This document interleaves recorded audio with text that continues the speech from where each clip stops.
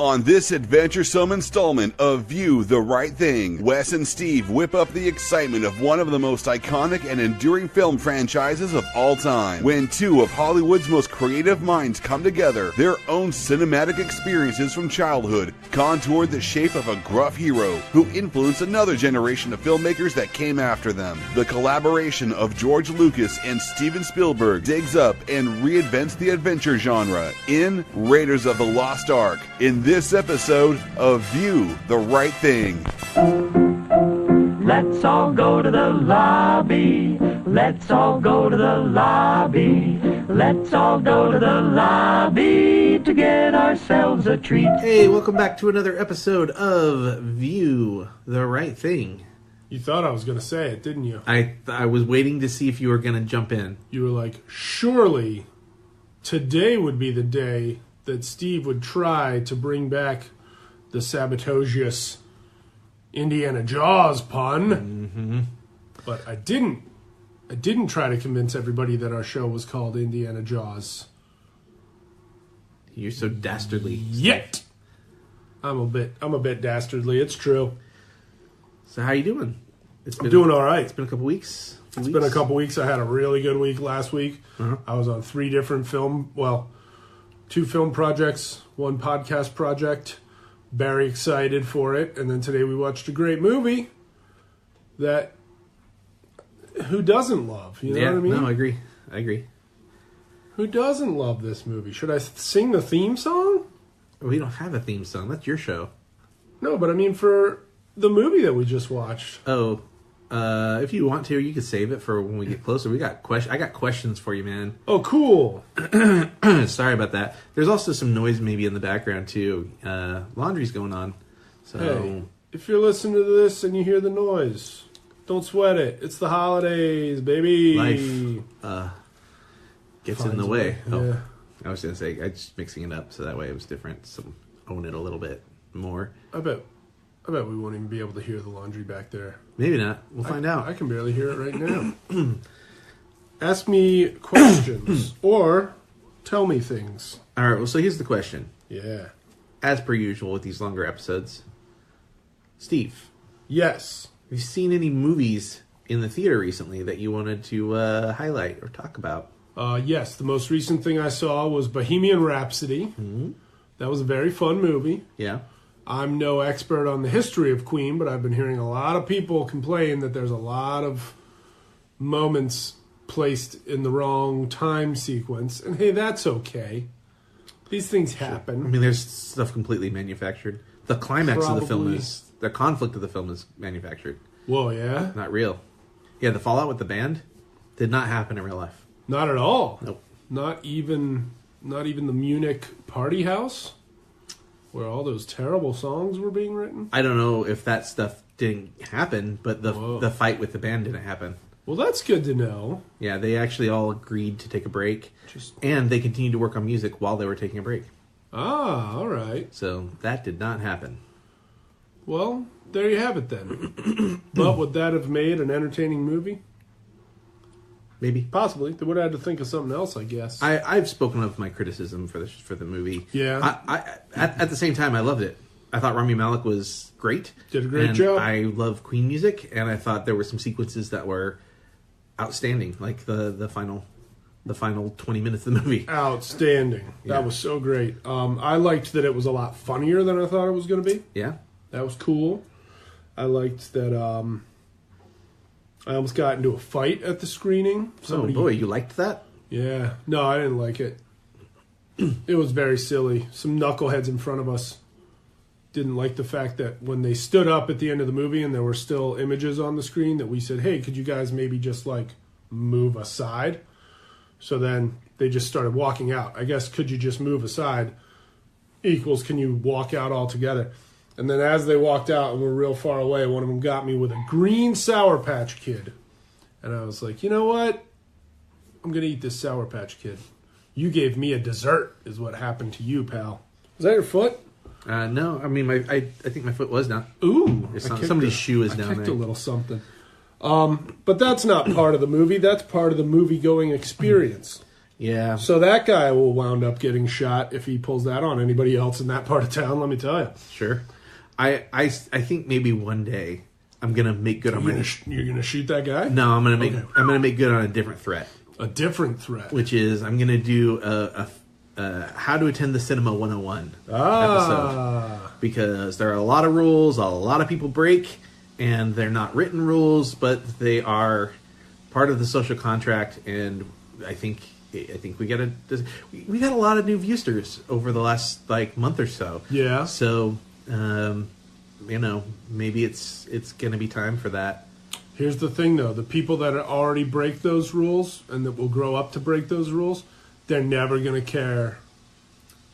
They're never gonna care. I choose to believe that there are some people who are raised believing it's okay to do certain things, like talk in a theater or whatever, and that when they realize, a lot of people. But I do believe that when they realize why, it's important not to do certain things that they probably don't think about because they don't think about other people. Maybe they're inconsiderate. But once they know about these things, they might. We need a real rain to wash this world clean. Change their ways. Travis Bickle style. I like what you're saying, and I'm hopeful for movie lovers. I believe in taking the chance on making it right. Yeah. But I also know people. You're cautiously pessimistic. I don't even know if I'd call it pessimistic, just kind of realistic. The bottom line is the world's full of crumb bums who are just I'll do whatever I want in a movie theater. It's my living room. Yeah, Beautiful Boy was a Beautiful Boy? Yeah, we had a situation where I had asked somebody to turn their phone. They kept getting on their phone and just reading through text messages, scrolling through text messages. You gotta be kidding me. And I asked them if they could turn off their phone. They did for a while, and they turned it back on again. And what a jackdill. She turned around and she was like, What if it's a family emergency? And I was like, go outside. I said, there's a hallway right there. And Desi said it too. And she goes, go fuck yourself. Wow. And I will admit that I responded in kind. Wow, I don't blame you for 1 second, dude. If it gets to that point, what if it's a family emergency? Oh, by all means, stay and keep watching the movie while the family emergency that you know about is happening. So I got up to not keep confrontation going. I got up to just let somebody at the theater know, which is really the right thing to do. And I noticed she was looking at pictures of flowers. And I said, well, isn't that cute? I said to her, it's good to know your family emergency involves these flowers. And she got real low in her chair. Oh, dingbats out there, man. But the reality is, it could have been maybe she was seeing a movie because they had a family member die and they're working on funeral. I don't want to take away from somebody's potential, maybe pain that they're feeling, but there are proper ways to do that. Yeah. Going out into the hallway is an okay way to. But the reality is, she wanted to spend a lot of time in her text messages, not quickly respond to something. Right. Because I let it go for a long time, and she kept doing it, and I still let it go after I had asked her. But I don't know. Anyways, she was a liar. If you really need to be on your phone a lot during a movie, sit in the very back row, and then if nobody's around, then go ahead. No. Well, look, movie theaters hard disagree. Movie theaters need money, and jerks who like to be on their phone in the movie theaters, at least they're going to movie theaters, so they've got that going for them. You think those jerks on the phones are the ones that are buying the concessions? Or they're the ones that are sneaking stuff in because they don't follow rules to Probably a little of both. That's where the movie theaters are making their money. It's on the concessions, not the ticket sales. Yeah. I've broken down ticket sales, I think, on the podcast before, so. I believe you have. I actually wrote one of my college term papers on the facts that that movie theaters are making too much money on all the prices that they're charging, and that was in the year 2000. I don't think they are, though. I mean, it's one of the most in the year 2000 they were one of the most volatile industries. So in 2001, for example, 2001. No, wait. When did episode 1 come out? Episode 1 was 99. 99. So in 99, prior to your term paper, when Fox released episode 1, they didn't give any of the first weekend's receipts to theaters. Wow. Theaters got 0%. 100% of the box office went to Fox. Diabolical.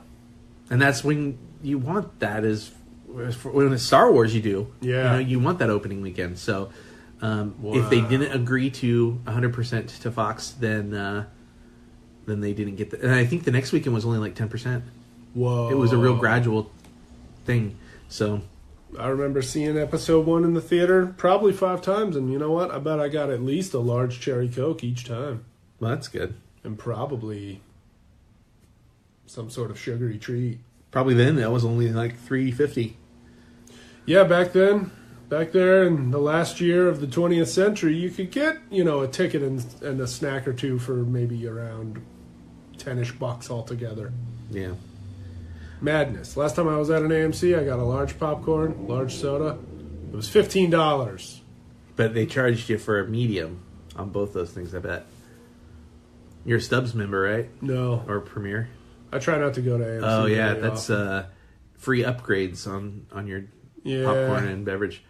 They also started doing a new thing where your birthday month, What? you get a large drink and a large popcorn for free. That's nice of them. Yeah.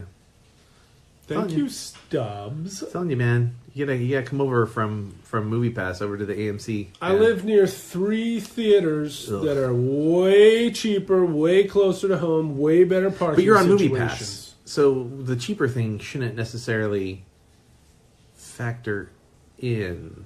But I just like those theaters better Yeah. anyway. I don't have to select. I went to one of your theaters one time, and that was a bad experience, Steve. You went to the $3 theater, you which is terrible. okay. But you got to know when to do the $3 theater. That was a bad theater, man. It is a bad theater, That was a bad experience. but it's only $3. Movie was all right. What did we watch? Hacksaw Ridge. Hacksaw Ridge. Oh, that movie was so bloody and gross. I also saw Avengers: Age of Ultron for like the second or third time at that theater. Oh, really? Chris hadn't seen it. It was the only place doing it still. And I saw Insidious. Ooh. And that was just full of people talking on the phone. Yeah, I saw Hereditary there, and everybody in there, it was all like youngsters trying to act rowdy, but they were so scared during Hereditary. Like, you could hear a pin drop during that movie. That's awesome. It was great. Okay, so anything besides Bohemian Rhapsody? Just get us back I on track definitely here. saw something else recently. Oh, I saw Overlord. I liked Overlord quite a bit. Yeah, me too. I liked that Wyatt Russell's character got to kick a lot of butt. Yeah. And then... Disappointed Raleigh Ritchie. Spoiler alert. Raleigh Ritchie. Raleigh Ritchie dies real quick. Jacob Oh, Anderson. yeah, that's true. Grey Worm, right? Grey Worm. Yeah, that was sad. I was hoping for more of him. 2 Game of Thronesers in that movie, at least. I mean, there might have been even more. The main bad guy was one of the Greyjoy guys. Oh, is he? Yeah, I don't think I realized that. he was about 900 times cleaner in this movie sure. than as what's his name Greyjoy. He's like the filthiest character ever. Interesting. But yeah, Overlord was a blast. I was in, I think, the 3rd row from the front when I saw that. Wow, that's close. No, I was in the front row. Oh, that's gross. I don't like that. It was gross, but it was just like me and our buddy Joey were kicking it. And, it was like, whoa, dude, Overlord starts in 10 minutes. Let's go. And we just went, and it was a huge mistake. But even from the front row, it was still a pretty enjoyable movie. Our Overlord episode had technical issues, so yeah? I would not besmirch anyone for having not listened to it. Sure. So I'll just say one of the things I loved about Overlord on this episode. I thought it was one of the best pairings of 2 different genres I've ever seen. Oh, yeah? Because it definitely worked really, really well as a horror film, but you could have removed those horror elements, and it would have worked 100% as a World War II film. Still a good war movie, for sure. So I really dug that about the film. Cool. I hadn't even thought about that. But, yeah, I dug the film. I'm glad that it turned out as good as it did. I'm glad that Wyatt Russell is himself, but you do get just a tiny glimmer of Kurt every once in a while. And I was like, oh, yeah. That's why. That was cool. I don't think anybody did a bad job. Was anybody, horrible in it? I didn't think anyone was bad in it. I thought it was a fun, well-made movie. Yeah. And then that running out scene at the end, that was awesome. I won't explain much about it at all, but yeah, when that scene concluded, I was just like, that was maybe the best 25 seconds I've ever seen. Yeah. That was cool. Good stuff. I haven't been to any midnight movies lately. Do you go to midnights ever? Not anymore. I find I don't enjoy the movies as much. Yeah. When I see them at midnight. Oh, hi. That's your That foot. was my foot. I like the idea of midnight screenings, but it's if I get sleepy or something, Yeah. it's got to be. I got to really be prepped for it. No, all right. All right. I think the last midnight screening I went to was at a festival, and it might have been Big Bad Wolves. Wow. So that was quite a few years 2012 ago. maybe or something. Wow. Has it been that long? Maybe for not Big quite Bad that. I Wolves think already? so. Yeah, that sounds correct. Yeah, probably either that or one of the ABCs of Death I did at a festival. Oh. It was late, and I actually started it as off during that. Whoa. I don't like any of those ABCs of Death films, but They're something. I guess. They're it's a word for it, I guess. yeah. How best to describe those? Yeah. They're just kind of like, all right. So I don't think I mean, I've been doing so many episodes. We're doing those now playing episodes of the podcast. Yeah. It's hard for me to go, oh yeah, I saw this recently because the viewers already know. Because I've been. Oh well, we didn't do a Boy Erased episode. We chose specifically not to do one. Oh, We were just oversaturating our episodes, so Yeah. we're trying to get on track to where we're doing 2 episodes a week. Yeah. So there'll either be one of like an episode like this with you or Joey or maybe Alexis, Yeah. and then one now playing episode, all right. and then on our off weeks when I don't have a episode with you or Joey or Alexis, Yeah. it'll be just 2 now playing episodes. So All right. soon we'll have more things coming, but been doing the 365 challenge. Almost done with that. I saw you posted the other day. You're in the 20s, right? You have like I am 20 some 20. I'm as of this recording. So we're recording this a little bit early because we've got things coming up in December. yeah. So this is not coming out till December, but we're recording this actually just before Thanksgiving. December things. I've got 20 after watching Raiders today. I'm at 24 movies left. Whoa. My goal is to get to December with only 15 films, so I could just take a real leisure December Yeah. and have some days where I don't watch. Yeah, I mean that would be one movie every 2 days. Yeah, That's easy peasy right there. yeah. I probably watch one movie every 2 days. At one point, I think I was in September. I had this crazy idea to try and be 30 ahead, so I wouldn't have to do any in December. Whoa. But it was ambitious because it's to get that far ahead is it's Yeah. not easy. Now, Yeah. do you get to count every time that you watch Netflix's The Christmas Chronicles as one tick off the No, list? I could count it as one. But I don't. But get you're to going to count- watch it 10 times because you're an American. I mean, probably because it's Kurt Russell and you. Yeah. Probably make me. It'll be like Clockwork Orange over here. Steve will have my eyes pried Pin your open. eyes open. Keep applying saline drops. Sure that counts.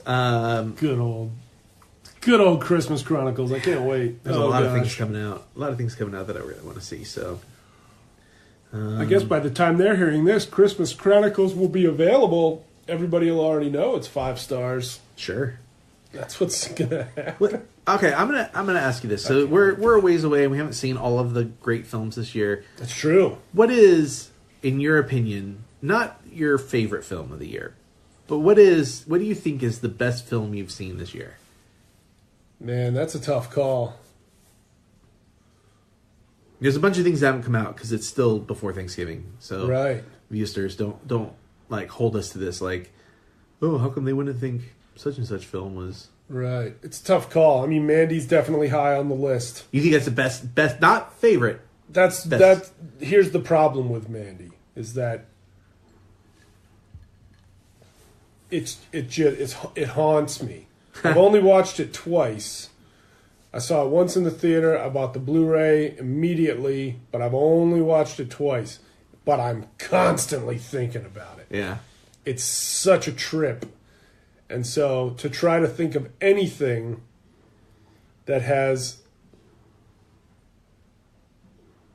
plagued or delighted me as much as Mandy has is almost impossible. Like, I'm trying to look back through the year, and and pick out all the movies and pick out which one might actually be the best. Yeah. And I'm having a really hard time doing that because Mandy's in there. I have one film that's been kind of like that for me Oh, yeah? this year, but I don't think it's the best film I've seen this year. Okay. Sorry to Bother You. Oh, yeah. I think about that movie like twice a week, 2 or 3 times a week. Sorry to Bother You easily. is a pretty cool movie.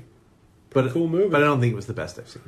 One of the best movies I saw this year was actually a 2017er that nobody's talking about. I might have brought it up before. It's called Sandcastles. It's on Netflix.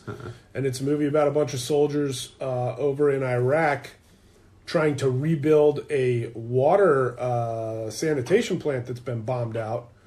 And, you know, it's just this handful of soldiers who've been assigned to go into this town and help the people of that town rebuild this water thing. And they just keep getting obstacle after attack after attacking obstacle after obstacular attack. So you, And it's but that was very last frustrating. year. It is last year, but I only just saw it because nobody ever talked about it last This year. What about this year? This year, 2018 releases. What is the best? I don't know, man. It's a tough call. It's a Right tough now, call. I'm caught up between 2 films. Which two? The Hate You Give. Oh, yeah? Did you see that? Not yet. You should see it. I hear it's very upsetting. It's great. Great. It will make you angry I'm already angry. in a good way, but also make you feel hopeful. All right. But the other one is A Private War with Rosamund Pike. Oh, she's got the eye patch in Yes, that one. which I did. I did an episode, the 50th episode of View the Right Thing. I'm sad that Yeah. you weren't part of that.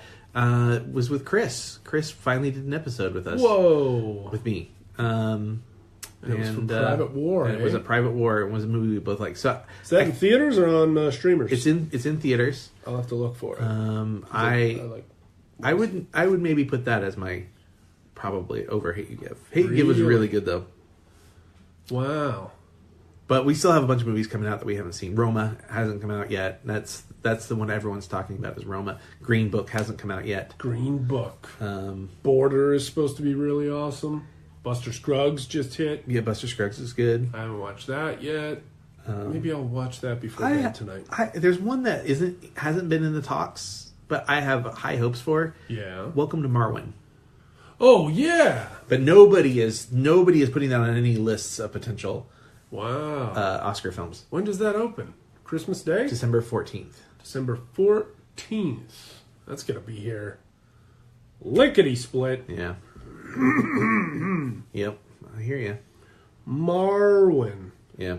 And on the Basis of Sex is coming out. That may be a contender. I haven't even heard about that one. That's the Ruth Bader Ginsburg movie with Felicity Jones and Armie Hammer. Wow. All right. And RBG movie. directed by one of my least favorite directors. Who? Mimi Leader. Don't know her. Deep Impact's Mimi Leader. She directed Deep Impact? Yeah, she did a lot of TV. All right. And even the TV stuff I'm not that blown away by. But, you know, whatever. Wildlife, I think, is probably going to be considered. Wildlife. I gotta see that. I feel like I watch tons and tons of movies all the time, but I also am way behind. Did you see Stars Born? No, I haven't even seen A Star Is Born That'll yet. be a contender. That'll be a contender. Oh Definitely my for gosh. songs. Who am I? I don't know. There's some great music out this year, too. It's really interesting. Yeah. There's a whole flurry of music that's being kind of considered. A flurry, you say? Yeah, I mean, Boy Erased has one. Beautiful Boy has one. Private War has Annie Lennox doing a song specifically for Private War. Really? Yeah, Requiem for a Private War, it's called. Requiem for a Private War. It rhymes. Yeah. The Buster Scruggs movie has a great song. Is it the Ballad of Buster Scruggs? It is not. I think it's called When a Cowboy Gets Its Wings. Oh. Something that... When a cowboy trades his spurs for a set of wings, I think is what it is. Something to that effect. Kind of a long title. It's a good song, though. It's fun. What else? There's a couple others that That's have... an 11-word title. If I had to guess right now, I think Boy Erased is probably the edge for song. Yeah. Now, did the boy erased meet the girl interrupted? Is that how he got erased? Was she like, pardon me, let me just erase this boy. Where were we? I was interrupted. That's my Angelina Jolie It was impersonation. good. I thought she was in the room with me. Thank you. All right, we should move on, and we've meandered for too long. I don't know. We're talking movies, baby. I know, and we don't get to do it as often as we used to, so it's nice. Talking movies. I don't know. Is there any other thing you want to discuss before we? I mean, I can't talk about the 3 different sets I was on last week. No, you can't. I guess 2 sets in a sound booth. But Did we talk trailers? We didn't talk trailers, did we? We haven't talked trailers. Do you want to quickly maybe pick one trailer? Although I have heard a rumor that there is an Avengers trailer coming. Really? Probably on Wreck-It Ralph. Before the end of the year. Whoa. So it's probably Wreck-It Ralph or Mary Poppins. Oh, yeah. I forgot Mary Poppins is still on the way. Wow. Okay, so anyways, trailers you've actually seen. Hang on, I had to bite a piece of my fingernail off. Cool. Gosh, I don't even remember. I saw the Mary Poppins one on the front of Bohemian Rhapsody. Yeah. I saw Dumbo. That was heartbreaking. I haven't seen the new gonna one. Make me cry. All I know about the new Dumbo trailer is there's a thumbnail where he's wearing the face paint, and it is nightmare fuel, I think. It is. Oh, yeah. It's real disturbing. Little Dumbo with the clown face paint on. Yeah. That's a scary little image. Scary little image. I'm amazed that I haven't seen Bumblebee trailers in recent weeks. You would think they'd be hammering that. We just saw a Bumblebee trailer when we saw Fantastic Beasts: The Crimes of Grindelwald. Oh, But it's not a new trailer. It's trailer 2. Trailer 2, The Crimes of Grindelwald. I gotta go see that, I'm thinking. Or do I? Really? See, I saw somebody tweet something like, it should be called Fantastic Boars, the snooze of Grindel. I mean, you could probably listen to our episode if you want. I could tell you real quick about my... Well, I'll listen to the episode after I see the movie. Let's just say you don't get to see very many of Grindelwald's crimes. Oh, yeah? There's not a lot of crime in the movie. It's mostly just about the good guys just trying to track him down and bust him? Pretty much it. It's a lot of shoe leather in that 2 hour and 15-minute movie. Does Dan Fogler return? Dan Fogler returns, and he's fantastic. Well, that's good to know. The performances are all good. The plot point developments are excellent. All right. It's just getting from A to B to C to D is a bit of a chore. Does the bank manager from Fantastic Beasts return? I did not see him. Okay, I like that guy. That's Peter Breitmeyer. Shout out to Peter Breitmeyer, buddy. He's cool. He comes to my acting class to give guest speeches once in a while. Zoe Kravitz returns. Zoe Kravitz. Yeah. At first I was thinking Zoe Kazan. She's only in a photo in the first one. Oh, really? Yeah. I only did watch the first Fantastic Beasts one time. So now she's in this in-living action. Yeah. Casting spells. Yeah. Deflecting spells. Does she Avada Kedavra, anyone? Yeah, that's a spoiler. Okay. All right. I appreciate that. That was a test. Yeah. You passed it. You I didn't tell will me. say, not necessarily regarding her, Yeah. people die. Whoa. That's all I'll say. Yikes. I'm curious to see how many movies. I think it's probably end up being 7 movies. Really? I was reading it takes place over 19 years. The not the one movie, but the entire The Fantastic Beasts series is going to be 19 years of Wow. stuff. So I guess it's going to go from what, like 1929 or 28 or something. That's incredible. To what? I guess that makes sense because this was the World War II All right. thing, right? So Dumbledore versus Hitler. Whoa. I mean, Or possibly Dumbledore versus Hellboy's version of Rasputin. Whoa, dude. That could be pretty crazy. You know what else happened in World War II? yes, I do know what happened. Nazis were stealing lots of artifacts Yup. of occult design. Looking for magical... Occult, does that count? Yeah, the word occult simply means that which is hidden. Oh. So for them to believe that something down in a hole somewhere might be able to give them power would certainly count as a cult. Well, I noticed that. Okay, well, so we're going to now talk finally about the movie What's it called? Raiders of the Lost Ark. It's actually, I'm sorry, correction.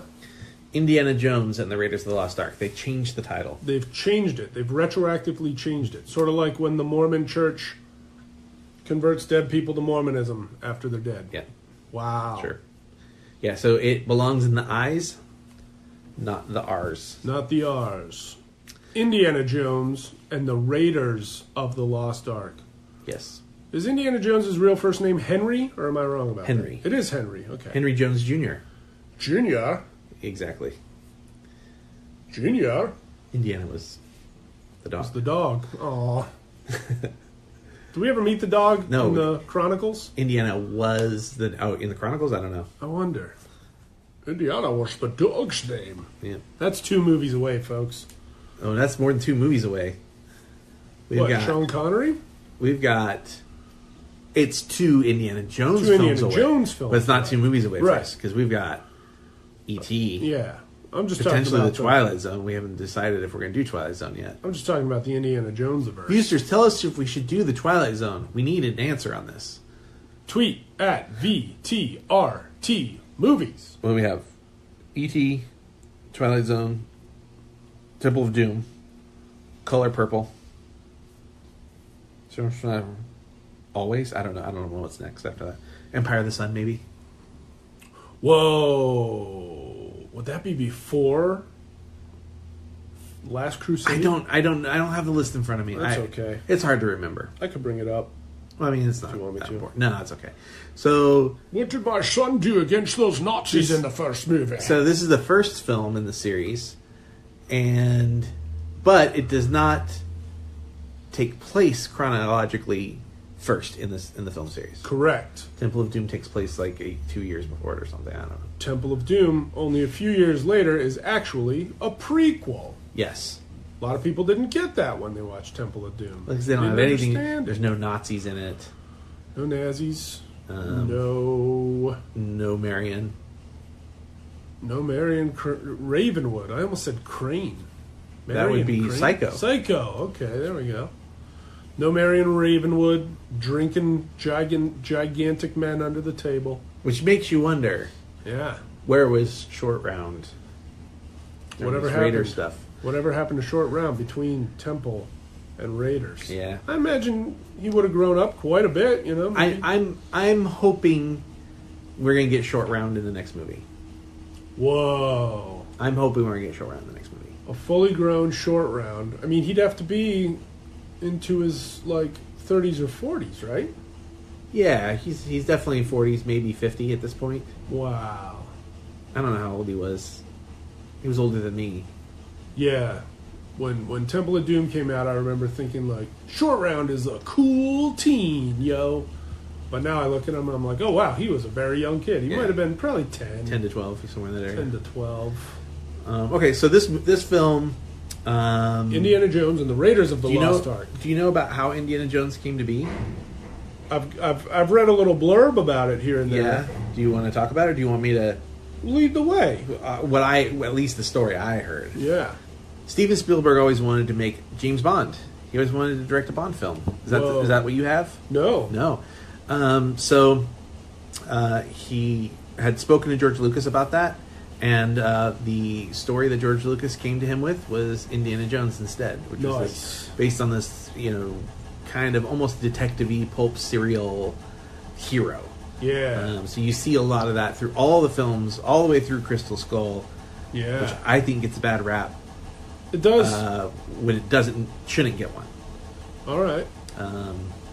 But we can talk about that when we get to that movie, because that'll be a whole can of worms. That's a long ways away. Yeah. So that's my understanding of how Indy kind of came to be. Cool. Well, it was originally supposed to be James Bond, or Wow. something to that effect. Spielberg wanted to direct a Bond or a Bond-like story. Yeah, because I mean, he definitely has similarities with Bond. Like he's kind of got this sort of loose network of people who will help him out here and there. Yeah. Like in this movie, he just, he steals the truck, he rolls it into that Sure. door, and people just automatically gather around and cover it up. Yeah. How did they know to do that? Did Sella send the word somehow? Or were they just like, hey, this guy looks like he's on the run, let's just help him cover his A while he's Right. while we're at it. Maybe we'll sell some of these funny fruits to the Nazis. Yeah. Maybe. Washing machine got real The washing loud. machine got really loud. I'm trying to project over it. The story I read, it wasn't even much of a story. It was more of just sort of a blurb, which was that Lucas had gone to Hawaii Oh, yeah. while waiting for the opening weekend hubbub of Star Wars to die down. That being Star Wars Episode 4, A New Hope, the very first movie. And Spielberg had also traveled over there, and Lucas was basically trying to avoid the hubbub, so he and Spielberg got to talking and cooked up Raiders of the Lost Ark. Oh, interesting. Again, one of the stories, who knows which one's Yeah. 100% true. I'd always heard that Spielberg was a little like incredulous when he got the story from George Lucas, because he was expecting something more traditionally spy oriented. Yeah. And then when he got this, it was like, this isn't at all what I was thinking. An archaeologist Yeah. whose whole class loves him. An obtainer of rare antiquities. Rare antiquities. You can say that again. So in the film, we get to meet our hero pretty in a pretty dramatic way, which is like kind of this cool 1940s style Yeah. of like not really showing the hero until you absolutely need to show him, and when Until he you has to finally kick do, somebody's butt. comes out of the shadows, and there's this really cool like hero shot, like low angle hero shot. That's one of my favorite things about Steven Spielberg, Yeah. is he knows how to introduce a character. That's the absolute truth. And so, the first time we see his face is after he whips Homeboy's gun out of his hand, Yeah. right? Yeah. We don't even see his face until he's just about to get killed and saves his own butt with a bullet. He's moving through the jungle with Zapito. Zapito, played by Alfred Molina, Yeah. of so many movies fame. Way too many movies fame. Well, not too many, but you get it. I saw somewhere that the whip is kangaroo hide. Really? That's what one piece of trivia on IMDb said. They said that in the late 90s, Indiana Jones's whip, used in Raiders of the Lost Ark, made of kangaroo hide, Interesting. was sold at an auction for, I believe, $35,000. Yeah. It's a lot to pay for a whip. When I was a kid, so there's a thing with the whip near the beginning. Yeah. They get inside the temple, I guess it would be. Yeah. And they got the spiders on them. Oh. And when I was a kid, the way he knocked the spiders off of Zapito, Yeah. whatever the guy's name is, always seemed weird to me. Oh, yeah? I was like, that's a weird thing to do, just knock them off. But now as an adult, I'm like, no, don't touch those spiders. Keep those tarantulas at whip's length. Aha. Even if it was a curled whip, which he used. But it did make a handy-dandy spider scraper. Spider scraper. Trivia about the spiders. They said that when they placed the spiders all over Alfred Molina's back, they were all male spiders, and so they were all just standing really, really still. Yeah. Because they were just like, what? Where am I now? And they were all just clinging, but just being perfectly still. As most males of any species do. I believe so. So they put one female on, and then that got all the males active and trying to be in like, ooh, there's a girl. And so Really? then they started creeping. That's what a piece of trivia said. Interesting. Doesn't tell me who wrote it, but it sounds accurate. I mean, you know, spiders are very much of the mind of like, whoop, I'm in a new setting all of a sudden. Sure. I better assess my surroundings for days. And then next thing you know, you're being knocked off somebody's back with a whip. Yeah. But you know, they're spiders. They got 8 legs, they can land just fine. Good old tarantulas. So we get the iconic... Oh, which iconic part? the whole temple is pretty iconic. You know, the Testing out the traps. testing out the traps. Weighing out the sand. The weighing out the sand is bag. kind of what I'm thinking, and then the boulder, right? I feel like, I mean, was the golden statue like hollow or something? How could he possibly have a bag of sand that weighs as much as that golden statue? I don't know. Maybe it was hollow. I don't know. I would think that thing would be real heavy. Maybe it was wooden with gold encasing it. Ooh. I don't know. Very clever. The answer to your question. But yes, we get all those iconic moments. I especially like the the part where there's tiles that if you step on them, arrows shoot out. Yeah. But it's really clear which part of the tile you can't step on because it's the only part that's covered in mud. Yeah. It's kind of strange. Grody. You know, at Disneyland, we've both been there. There's an Indiana Jones ride, and there's a moment in the queue where it says, "Don't step on diamond-shaped tiles." That's a reference to that scene.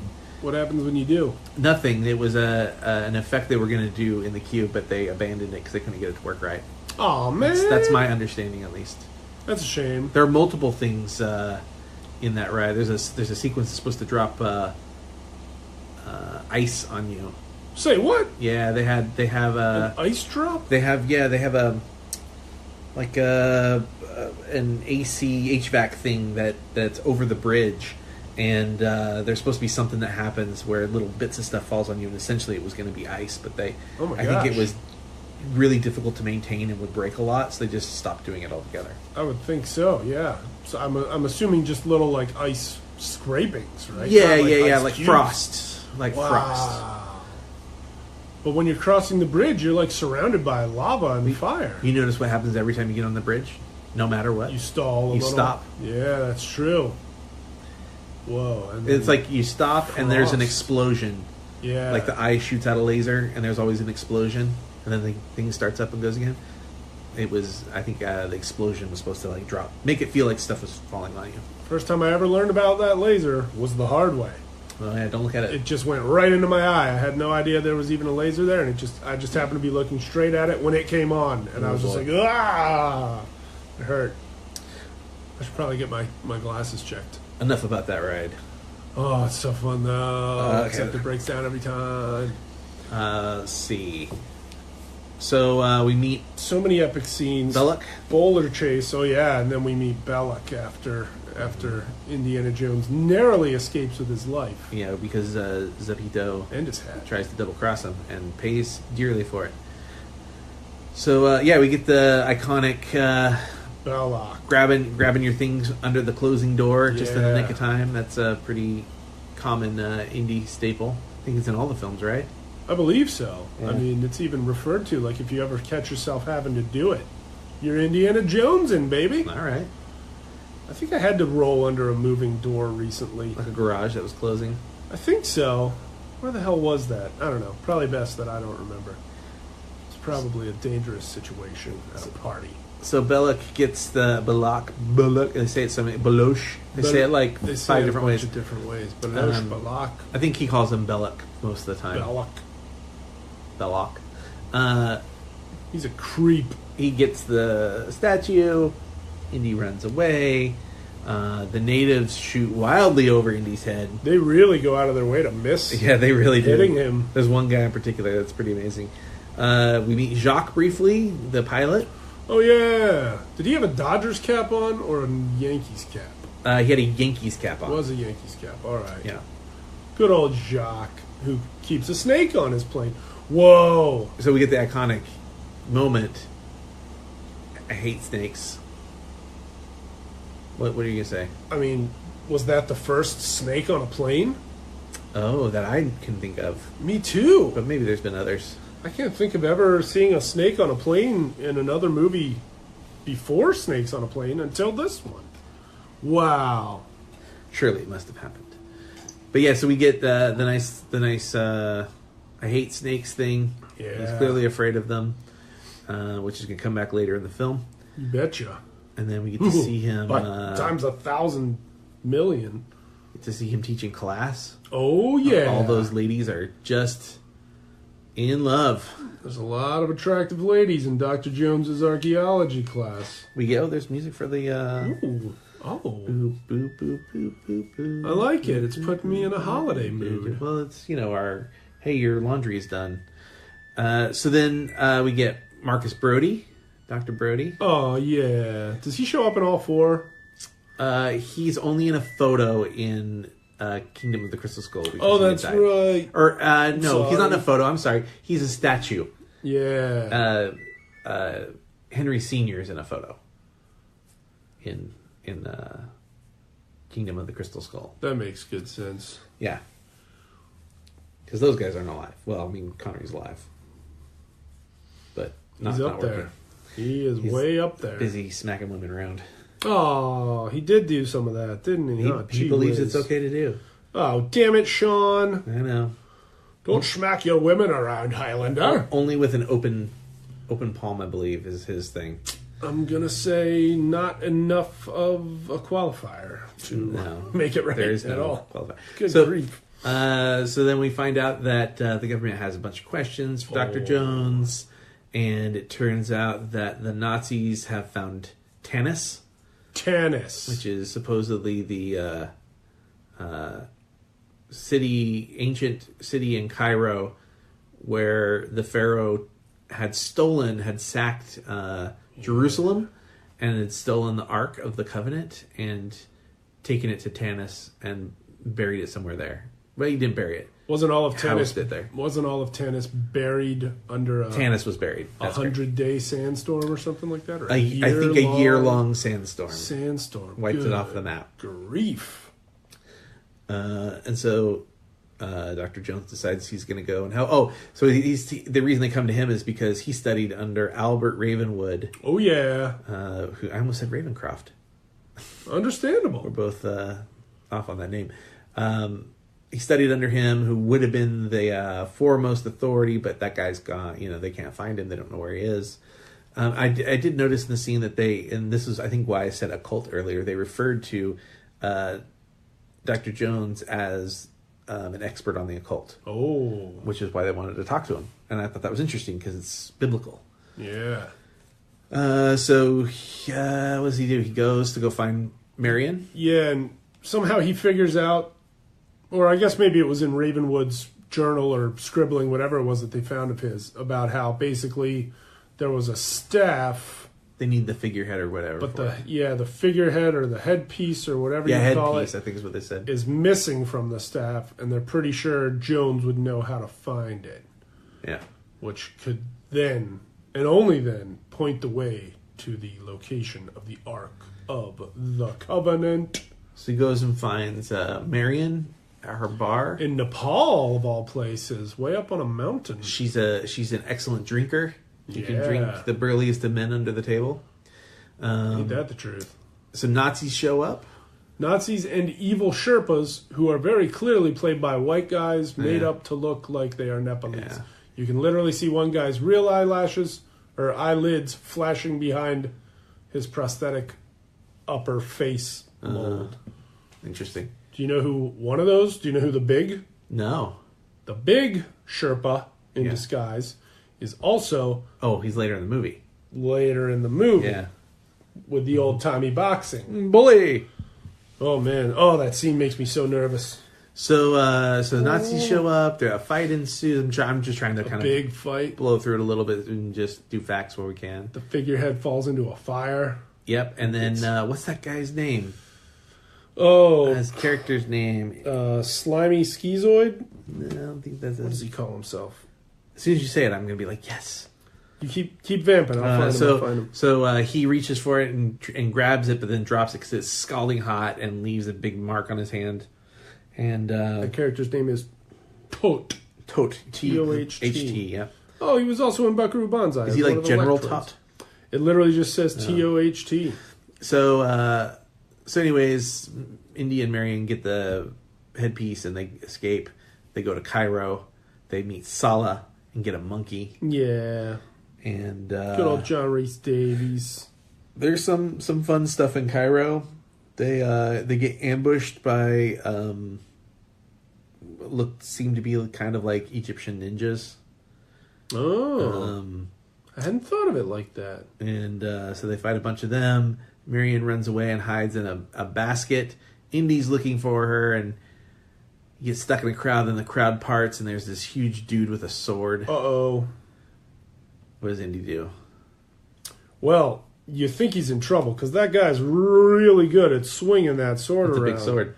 But Indiana Jones has a little something called a sidearm, a 6-shooter. I don't know the exact caliber, but he quick draws on him, shoots the swordsman dead in the street.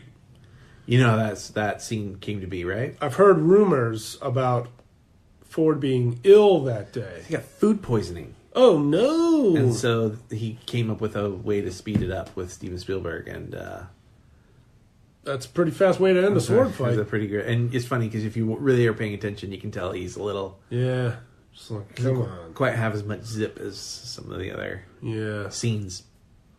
Was Harrison Ford present in any of the lightsaber fight scenes in episodes 4, 5, and 6? I'm going to say he was not. I don't think so, because they all happen. So it's Obi-Wan and Vader. So technically he's running onto the Millennium Falcon when all that's going on. True. And powering that up. He's not actually in the same hallway with them. You're right. In Empire... He's already frozen. He's already frozen, and Luke's on his own. And then in Jedi, he's down on the planet, on the moon of Endor. There you have it. Harrison Ford. Not a lot of sword fights, you guys. Speaking of food poisoning, there's a funny piece of trivia saying that Spielberg was the only one on the set in Tunisia, where they were filming a lot of Indiana Jones and the Raiders of the Lost Ark, who didn't get food poisoning. And it's because he brought with him a huge selection of SpaghettiOs, and that's all he ate the entire time he was over there. Smart guy. Maybe SpaghettiOs, maybe Chef Boyardee's writing that trivia, I don't know. But to be fair, look like look up dates, how dates are made. And then you can share that with the viewsters. All right. That's, to me, horrifying. How to make dates. So, because the dates are important. You see Marion eating a bunch of dates. Like, he sort of introduces the dates to her. Do you want how they are grown and harvested? How they're created. How all about the bugs.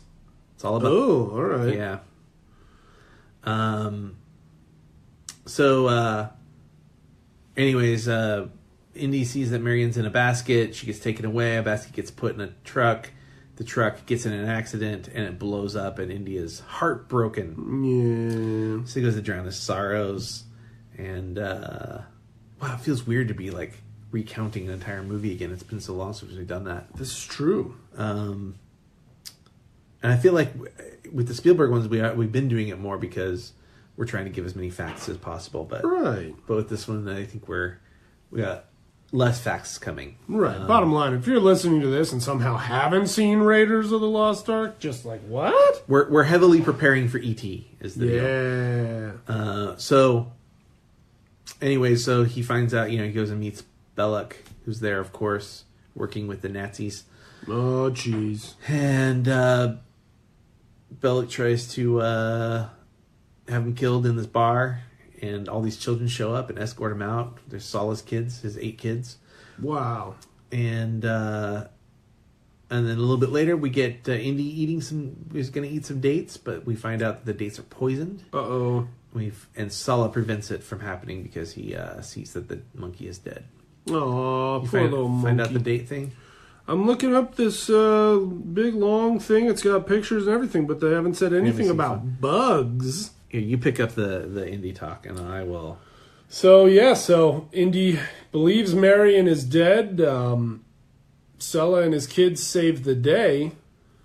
And then what is it? Indy manages to find the Ark. He hasn't even found the Ark yet, but he and Sulla now manage to find the Ark. They've still got the staff head. Mm-hmm. They figure out what went wrong in the positioning of the staff in order to properly point the way. They figured out where it is. They hire some locals to help them dig for it in the sunset. Within, I'd say, maybe a half a mile of where the Nazis are digging. I don't know how none of the Nazis ever glanced over and said, hey, those guys are digging for something, and that guy really looks like Indiana Jones. But whatever. They find the Ark. They manage to get it onto some ropes, haul it up out of the Well of Souls. And wouldn't you know it, it falls into Nazi hands. But Indiana Jones learns that it's going to be put on a truck. And as he's going to find that truck, he finds Marion Ravenwood alive and well, tied up in a tent. He helps to save her butt. But then Belloc shows up, and instead of her running away with Indy right in that moment, she decides to try to trick Belloc and get him good and drunk. I remember the date thing. So it's actually not exactly the dates. So it's dates are dried figs. Yeah. It's the figs that are disgusting. Figs are disgusting. Why? All right. So, all right, I'm pulling up the Smithsonian. Okay. Explaining this. Okay. Smithsonian. I bet Indiana Jones has hung out there a time or two in his life. We're at about 4 minutes left on this recording, by the way. Yeah. Oh yeah. Oh. Well, we're gonna probably have to add a second recording and just pair them together. Pairing them together.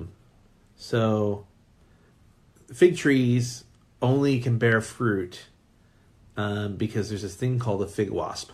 A fig wasp. Wasps are born inside the figs. Ooh. When the females hatch, they crawl out, find a new fig, and then lay their eggs. They pick up pollen from the male flowers and carry it into the new fig nest. And that's how they actually become fruit. Grody.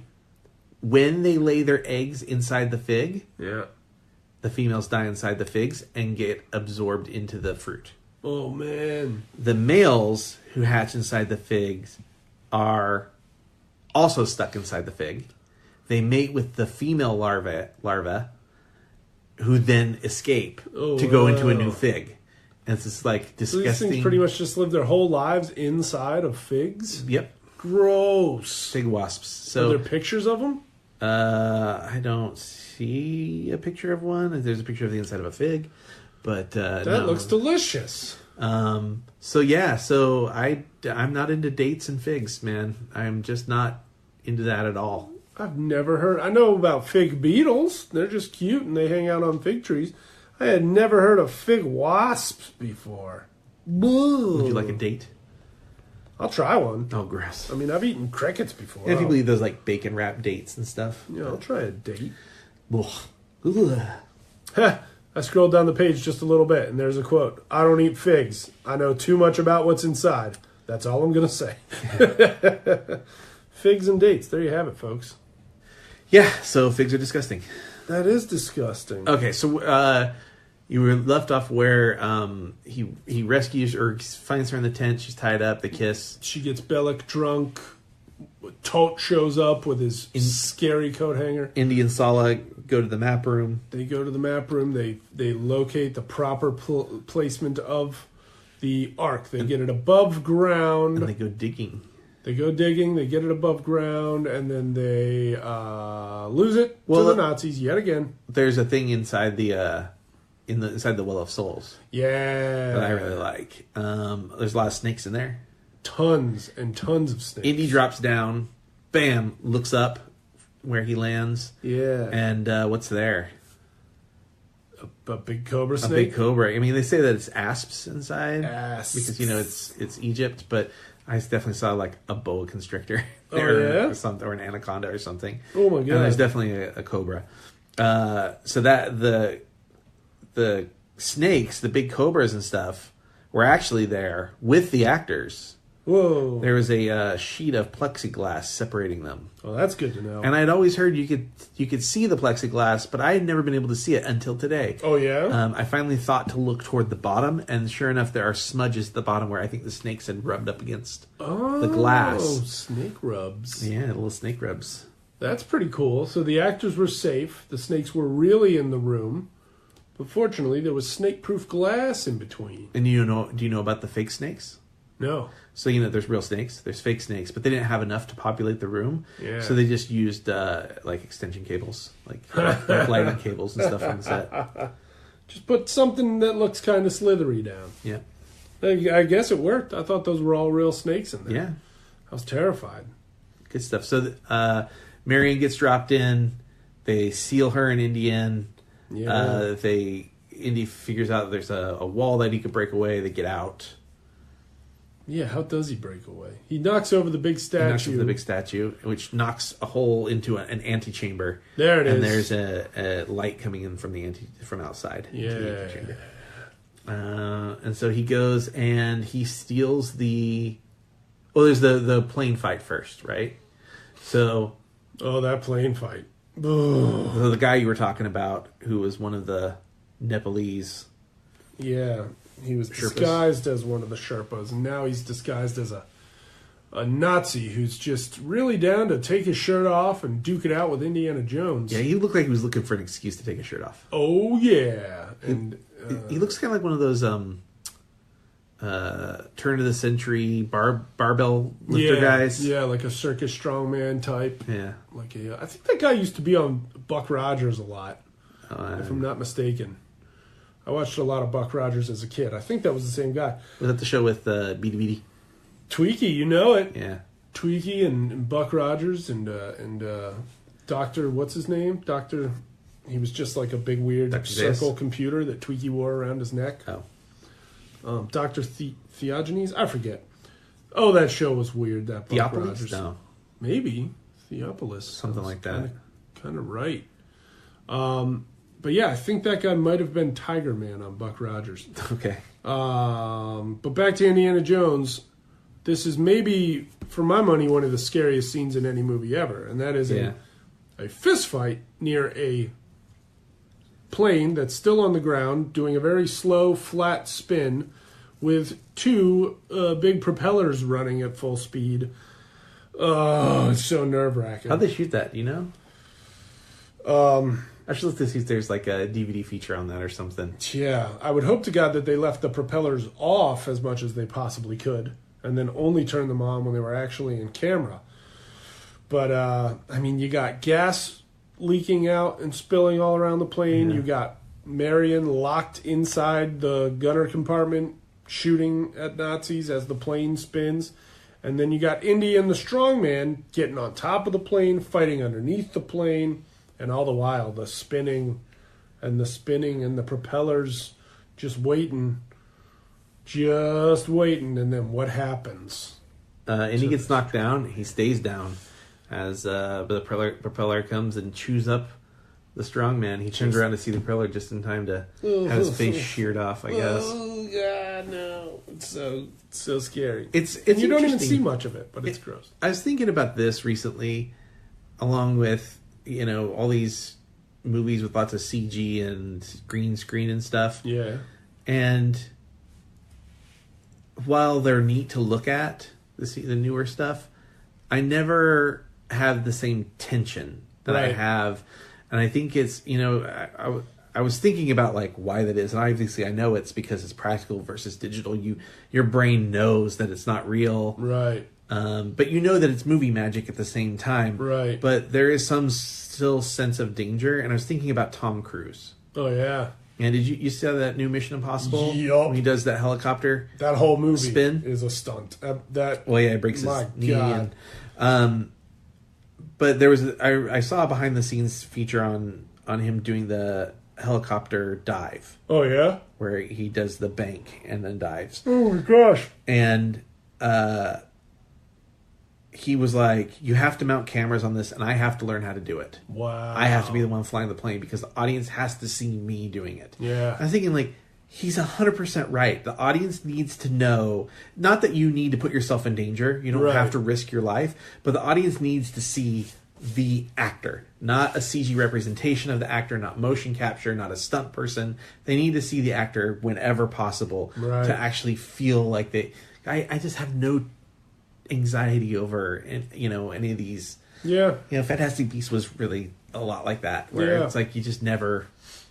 It's like the complaint that a lot of people have been saying about the superhero movies lately.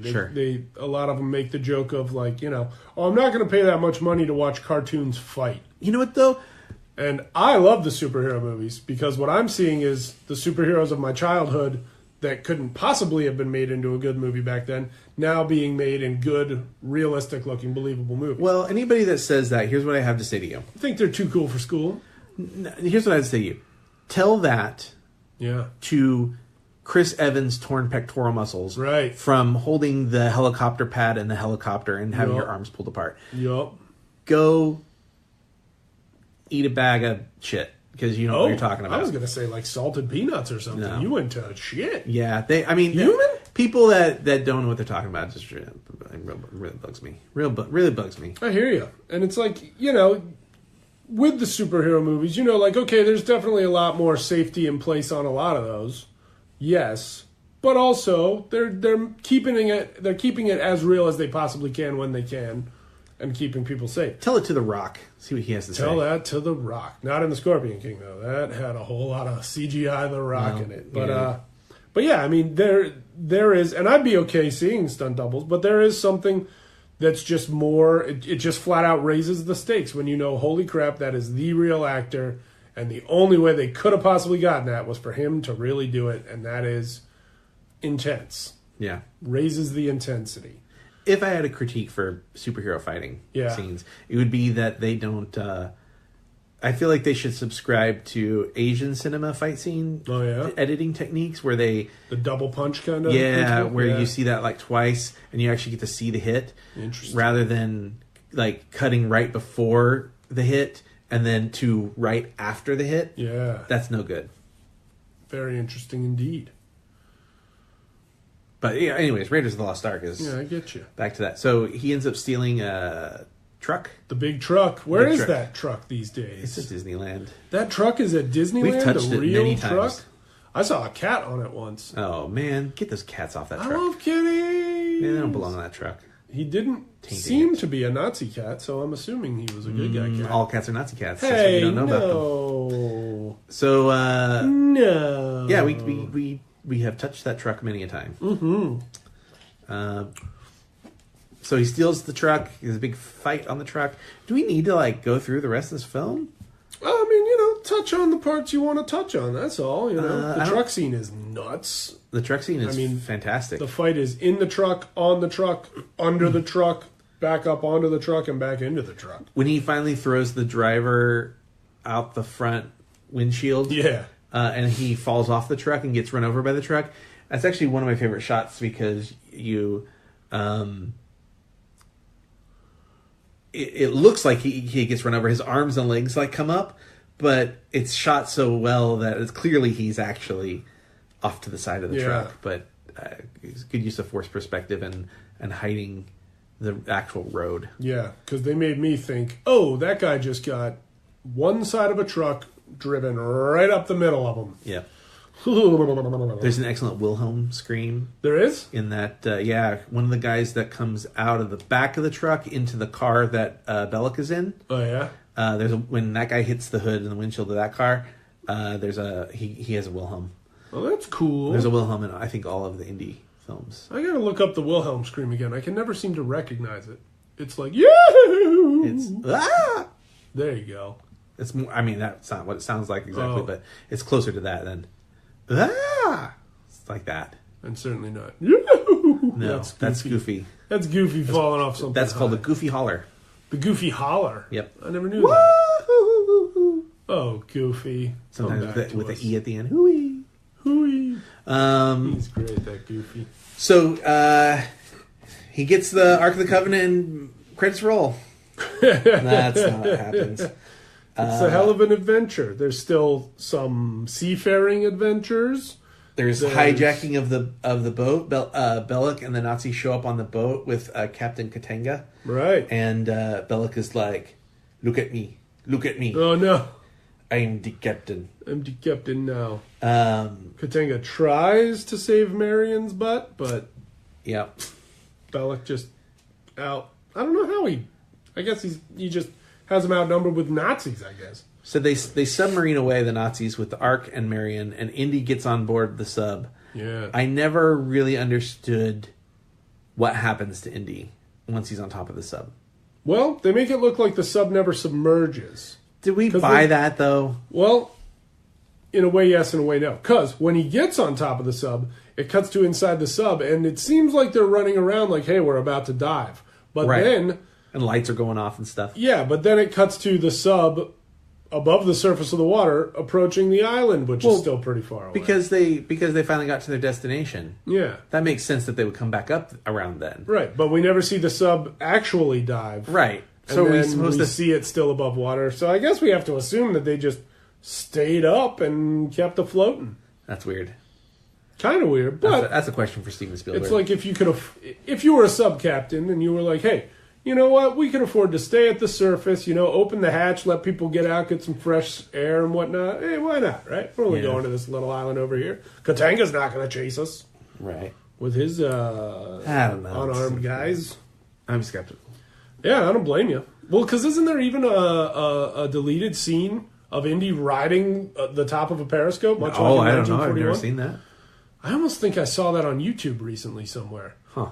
Or maybe somebody just mentioned it. But there might be a deleted scene, or at least there was a deleted part of the script where the idea was that they dove, kept the periscope up, and like in 1941, he was just hugging the periscope and being dragged through the water. They do move to look through the periscope in that scene before they leave. Right. They're looking through the... Why couldn't they just have a guy look out the hatch? Yeah, so it seems like they probably do dive, but they never show the dive, and then when we do see the sub again, it's above the water. Weird. So weird. It's weird. It's a weird choice, because there's no way he would have gotten into the sub and not gotten noticed. Well, Submarines are tiny. If you were gonna have your sub stay up Yeah. that far, it seems like you might leave some crew members up there to keep a watch. That too. But I don't know. We'll ask Steven Spielberg one day. Willing suspension of disbelief. When That's we're hanging what out you gotta do. with Spielberg next, we'll ask him. Yeah. We'll pose as J.J. Abrams and Matt, what was his name? And we'll be like, oh yeah, it's us. You remember us. You hired us to clean up your Super 8s. Your Super 8s. Yeah, you know that story, right? No. Oh yeah, so the story is that a guy had moved into the house that Spielberg had lived in as a kid and found boxes full of the Super 8 movies that Spielberg made as a kid. And I believe he had labeled them Steve Spielberg on the boxes. And so that guy was like, these should probably be sent to the right place. So he sent them to, I don't know if it was, I don't know where he sent them to, but basically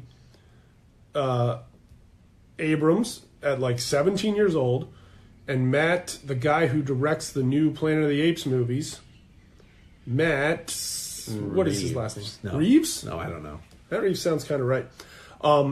There they were, like 17, maybe 18-year-old kids, and they had been put in charge of cleaning up these Super 8s and like getting them digitally transferred and stuff. Wow. And The rest is history. and the rest is history. And now J.J. Abrams is, Buddy, pretty buddy. much the next Steven Spielberg Yeah. in the making here. Frankly, made. I mean, he's doing it. Wow. But yeah, isn't that wild though? Yeah, that's crazy.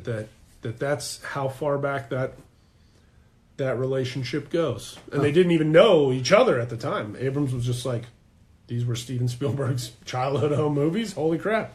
That's crazy. Weird, wild stuff. So, Indy gets captured. Kind of. I mean, he has a rocket launcher and he threatens to blow up the Ark. Oh, yeah. A Panzerfaust. A Panzerfaust. I just found out that that's what a Panzerfaust is. Apparently, was that brand of rocket launcher. What would have happened if he'd blown up that Ark? Nothing. I mean, they wouldn't have blown up. Oh, yeah. Maybe Divine. the Ark would have just sent the missile in a different direction. Or just would be indestructible. Whoa. I assume some sort of divine intervention would have happened. But Yeah. so he of course he can't blow up a priceless artifact. Right. He can't bring himself to do it. Yeah. So he gives up. He gets tied up with Marion. They decide they're going to open up this Ark. The Nazis are going to open up this Ark. They want to make sure the tablets are actually inside Right. the Ark before they take it to Hitler. He's like, what would you do if we opened it up in Berlin? And I was thinking, man, knowing what's going to happen at the end of this film, if they open that up in Berlin in front of Hitler, war is over. War is over if you want it. Yeah, that would have been the better move for the rest of the world. Yeah. Wasn't the smartest move for the Nazis. So they open it up, and inside is a bunch of sand, supposedly, or Some really fine, smooth sand. maybe it's the tablets Maybe. have been reduced to powder, or perhaps it's the mulched bones of the ancestor. Oh. I don't know. I don't know. I'm just throwing things out there. But basically, ghosts come out and like tear stuff up. They pretty much kill every Nazi on that mountain. Indy's like, don't look at it no matter what. Don't open your eyes, Marion. I love you and will marry you in about 25 years. Oh, they get surrounded by flame. Spoiler alert. Yeah. Yeah. All the Nazis get a ghost blasts through them, and then something happens where sort of gold lightning shoots out of Belloq's eyes and blasts through the chests of all the Nazis yet again. Yeah, that movement's great. Lights explode. Tote's face melts completely off of his skull. The one guy just screams and stretches his face he melts really too. far. Does he melt too? Yeah, he melts too. I can only ever remember Tote's face melting. Yeah, he melts, and then Tote melts. And then Belloq's head explodes. Scanners style, baby. It's pretty sad. His whole body explodes pretty much. He's funny, you see his little hands, his little fake hands pop up. Yeah. And then they do maybe one of the first big beam of lights shot up into the sky that happens in tons of movies these days. I guess. You know, but in this it's really more of like a flame, big flame, whip. yeah. And it even goes up and kind of curls down just a little, and like a flame NATO. Yeah, and there's like a big like circle parting in the clouds as this thing fires up into the sky, and Indy and Marion keep their eyes closed, fortunately. Now, they're the good guys. I wonder if, had they opened their eyes, if the ghost might have been like, well, these guys are tied up by the Nazis. Clearly. They wouldn't have been worthy if they'd opened their eyes. Oh, is that what it is? They would have, yeah. Oh. And as we're going to find out eventually, Indy, later on, is going to become superhuman. He is? Yeah. Oh, right. I know what you're talking about. Yeah. Explains Kingdom of the Crystal Skull. Right. Good call. But we'll get there eventually. First, we've got to get through a couple other movies before this last crusade. You wanna hear something crazy? Of course. People are going to be angry about. Yeah. My least favorite Indiana Jones is The Last Crusade. Your least favorite is the one where he's back to fighting Nazis. He's teamed up with his father. Yep. Who? It's the one that everybody loves. Everybody loves. And I am not a fan. Not at all. I'm just... it's well made. I'm just bored by it. Yeah? Yeah. Bored. I think part of it is that it's just like rehashing stuff that we'd seen in 2 movies already. Okay. And then Crystal Skull was so far removed that having those winks kind of felt a little bit more fun. All right. But... Okay. Your least favorite is Last Crusade. My most favorite is Temple of Doom. Whoa. My favorite. I'm going to say most. What about that scene where Connery's like, sorry I couldn't join you at that Temple of Doom? Yeah. Remember when he said that? Totally. Well, it was your least favorite one when he said it, so you probably don't remember. Sorry about that, son. So the Ark gets taken by the U.S. government and thrown in a storage facility not to be seen for 25 more years. But wait, who takes it and puts it in the storage facility? The U.S. government. But who? People. Top people. Men. Top men. Is it men? Yeah. I don't remember if it's people or... Well, who has it? Top men. And who tells him that? Porkins, that's who. Oh, was that Porkins? The guy who played Porkins, and he also played good old Munson in Flash Gordon. Oh. Same guy. All right. Dr. Zarkov, there's no sun. And then he gets hit by a plane. You remember. All right. I like this movie a lot. I do too. I dozed off a couple times, but only because watching Raiders of the Lost Ark just puts me in a very, at-home mood, you know? Yeah. It's like, hey, here's a movie I know I can trust. And if I doze off and wake up, I'm going to know exactly what's going on. I did not fall asleep during the movie. Well, that's good, frankly. I have a problem with falling asleep during movies sometimes. It happens to the Steve of us. I didn't fall asleep during Bohemian Rhapsody or Mandy. Yeah. Oh, Mandy. I might watch Mandy before I go to bed. Desi and I watched something the other day. Mandy?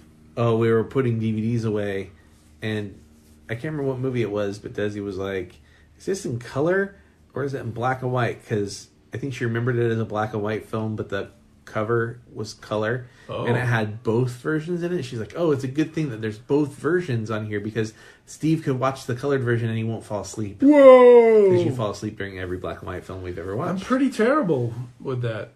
Oh. What? Oh, View the Right Thing struck again. View the Right Thing. What movie were we watching? We watched a movie and Ocean's 8. Ocean's 8, I finally saw Ocean's 8.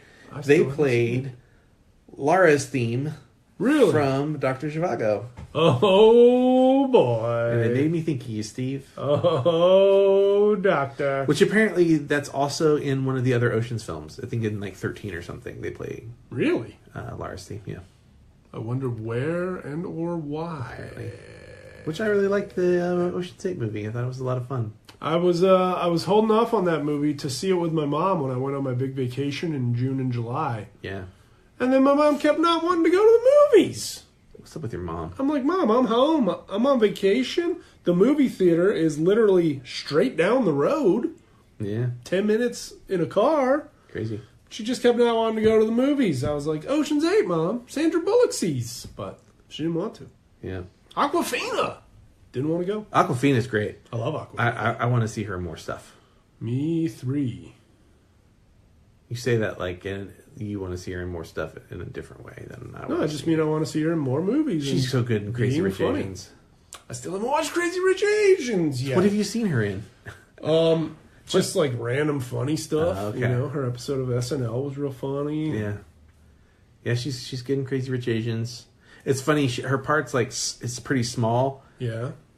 But it's very much a situation of like you want to see a lot more of her. Cool. But you know that if you get too much of her, then it becomes one of those, characters. Yeah. That's good to know. That's good to know that they reined it in. Yeah, Crazy Rich Asians is a pretty well put together film. Cool. That's another one of those top films this year. I think it was very, very solid. I think it like what prevents it from like really being considered too heavily. I think for things is for awards and whatnot will Racism. No, I think we're going to see less of that this year. I hope so. It's so by the book. It's so like every note you know what's going to happen. You know how the movie's going to end before the movie starts. Yeah. So it's real. It shows its hand, immediately. So it doesn't feel very original, but it's just so much fun and it's so well made. And do you want to hear something very weird that literally just happened? did you just get a text message from Michelle Yeoh? No. That'd be cool. But I thought to myself, I wonder if I might be able to figure out how to watch Crazy Rich Asians tonight because I haven't been assigned any day job work. And I glanced at my phone, and right then, this email from my boss scrolled down. I thought you were going to say you got an email about screeners. Nope, I got an email saying, here's some work for you to do. So I saw Oscar screeners are going out. Really? Is this seem crazy? Well, it's for nominations. Yeah, I know that some friends of it's mine on the SAG nomination committee are already getting screeners. real early for Real Oscars. early. I mean, Real early for Oscars. SAG Awards, they usually start sending them. isn't it? I guess it's December is when nominations are over. End of December. So. Yeah. And then like mid-January is when the votes are due, or end of January or when the votes are due. Yeah. When are SAG Awards? Because you vote for that, right? They're pretty early. I think they're. No, they might be even later. I forget. It's all a blur. Award season's all a blur. Yeah. But I think they're. It might go SAG Awards, Golden Globes, Oscars. I think it's Or maybe that SAG's Golden Globes. way late. I think SAG is in January. Yeah. And the Oscars are like end of February, early Golden March. Globes are in January too, though. I guess. Yeah. I don't know. My stomach's making noises. Was that yours? That was my stomach. Yeah, making noises. I almost felt it in my I was own. like, meow. We've got twin tummies now. Well, I guess that tells us it's time to say adieu to the Easters. If you've listened to this whole episode and somehow you've never watched Raiders of the Lost Ark, Shame just on go you. do it. Just go find a copy and watch it. Yeah. Somebody you know has it on DVD or Blu-ray or combo pack. I happen to know for a fact I've spoken with a Viewster who I know for a fact has never seen this. Is their name Cave Boy of the Cave Raisings? Don't want to put them on blast. I don't want to I don't want to single them out. But you've told me it's a him. And I said them. That's all I need to know. This person has not seen a bunch of films. Asked me for a list of films that are films that you have to see. Yeah. I actually put Temple of Doom on the list instead of Raiders. Yeah. So here's the thing: for somebody great. who is resistant to watching an Indiana Jones film, Yeah. I think Temple of Doom is an excellent starting point because it's so fun. It's not. It's very nonsensical and silly and exciting. It doesn't Gangster shootout, car chase, raft chase, crazy Dinner? heart stuff. Dinner.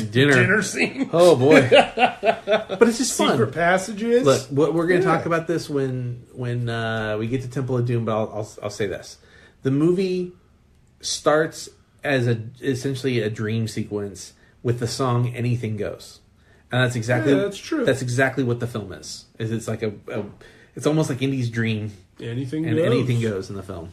Wow, So, never thought of it that way. Ford's way ripped in that movie oh yeah. when they get his shirt off and then. So we'll be done with ET prep. So I'll be able to focus on Temple of Doom prep, hopefully. Whoa. And I'll give you lots of West insight at least Cool. on Temple of Doom. I like that one a lot. Temple of Doom. Okay, well, Thanks for listening, Viewsters. Yeah, stay tuned Happy for- holidays. some now playing episodes coming up. Yeah. Hope you have happy holidays. If Steve and I happen to get together one more time before I imagine we will. the holidays, maybe we'll record one more. Who knows when it'll come out though? Tweet at VTRT Movies Or Instagram. You or can message- Instagram. We get more messages on Instagram than anywhere else. Really? Yeah. That's cool. Yeah, I feel like Twitter is literally just relegated to keeping an eye on the president nowadays. Yeah. It's just headlines. But let us know how many times you've watched the Christmas Chronicles. Sure. Just tweet at VTRT Movies and then a number, and we'll know exactly what you mean. Follow me, please, at Big Steve Moulton. On both Instagram and Twitter. That's right. Just, you pointed at me to do my Twitter and whatnot. Just do the VTRT Just movies. VTRT for you? That works. Just worry about the Instagram. Message me. Yeah. I've gotten some suggestions. I've had some people recently ask me for some suggestions on films to watch through the Instagram. So People love Instagram. people like that Instagrams. I enjoy it. Yeah. I enjoy it just Yeah. fine. I post like once a day. I'm not going to lie. Yeah. Not going to lie about it. Wes, sign us off. All right. Bon Cinema.